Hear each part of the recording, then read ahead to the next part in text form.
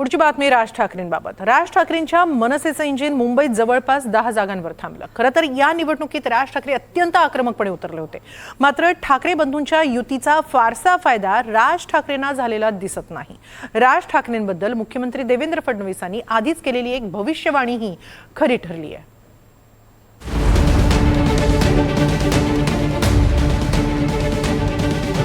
सभांना गर्दी होते, मग मतं कुठे जातात?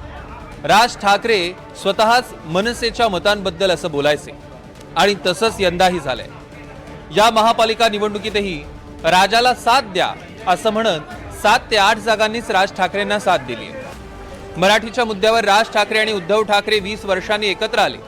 मनसेच्या भात्यातलं मराठी कार्ड या निवडणुकीत राज ठाकरेंनी अत्यंत आक्रमकपणे खेळलं। याचं कारण तुम्ही एकत्र येऊच नाही याच्यासाठीचा बंदोबस्त यांनी केलेला आहे। म्हणून काय करायचं, पैसे टाका, माणसं फोडा। यांचं मुंबईवरचं लक्ष उडालं पाहिजे, महाराष्ट्रावरचं लक्ष उडालं पाहिजे। हे मराठी म्हणून कधी एकत्र येताच कामा नये। म्हणजे मराठी माणसापासून गुजराती बाजूला करायचे, आता ही लुंगी अंडी इकडनं तमिळ बाजूला करायचे, अजून कोणतरी युपी मधनं बोलवायचा, त्याच्यात अजून ते बाजूला करायचे। तुम्हाला या महाराष्ट्रामध्ये मुंबईमध्ये एकट्यात पाडायचं। एकटे असलो तरी काफी होत। फक्त मराठीच्या मुद्द्यावरच नाही तर पाडू मशीन, व्हीव्हीपॅट मशीन आणि निवडणुकीतले नवे नियम यावरही राज ठाकरेंनी चौफेर हल्लाबोल केला। मुंबईबद्दल बोलणाऱ्या भाजपच्या अण्णामलाईंचाही राज ठाकरेंनी रसमलाई म्हणत जोरदार समाचार घेतला। राज ठाकरे मनातलं बोलतात, राज ठाकरे मुद्द्याचं बोलतात आणि राज ठाकरे लोकांचे प्रश्न मांडतात असं त्यांच्याबद्दल बोललं जायचं।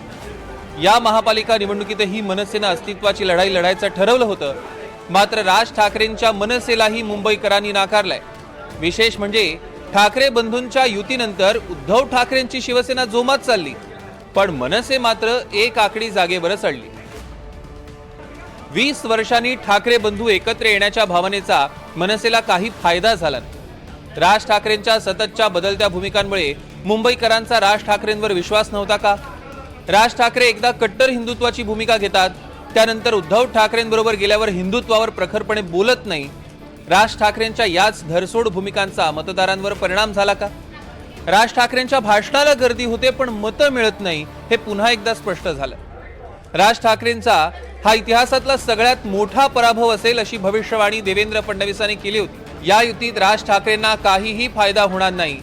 राज ठाकरेंचा उद्धव ठाकरेंना फायदा होईल, मात्र उद्धव ठाकरेंचा राज ठाकरेंना फायदा होणार नाही असंही फडणवीसांनी म्हटलेलं होतं। मला वाटतं की पुढच्या काळामध्ये सुद्धा शिवसेनेच्या सोबत राहून राजकारण करणं त्यांच्या दृष्टीने अधिक फायद्याचं ठरेल, कारण प्रत्येक निवडणुकीमध्ये भूमिका बदलणारा पक्ष असा शिक्का पडलेला आहे। आता तुम्ही किमान विचाराने किंवा एका ठाकरे बँडच्या निमित्ताने एकत्र आला आहात, तर पुढच्या काळामध्ये वेगळ्या मार्गाने जाण्यापेक्षा सुसंगत समांतर राजकारण केलं तर त्यांच्या दृष्टीने ते अधिक फायद्याचं ठरेल।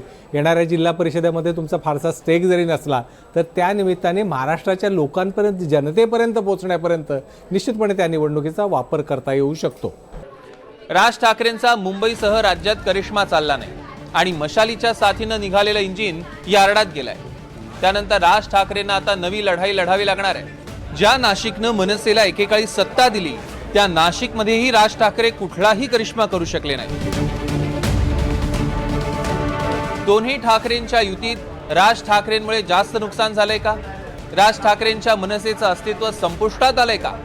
दोन्ही ठाकरे बंधूंच्या युतीचं पुढे काय होणार? या सगळ्या प्रश्नांचा राज ठाकरेंना नव्यानं विचार करावा लागणार आहे। त्याचबरोबर राज ठाकरे आता मनसे म्हणून एकटेच लढणार, भावाची साथ कायम ठेवणार की भविष्यात आणखी कुठल्या पक्षाची सोबत घेणार? Bureau report, NDTV Marathi, Mumbai.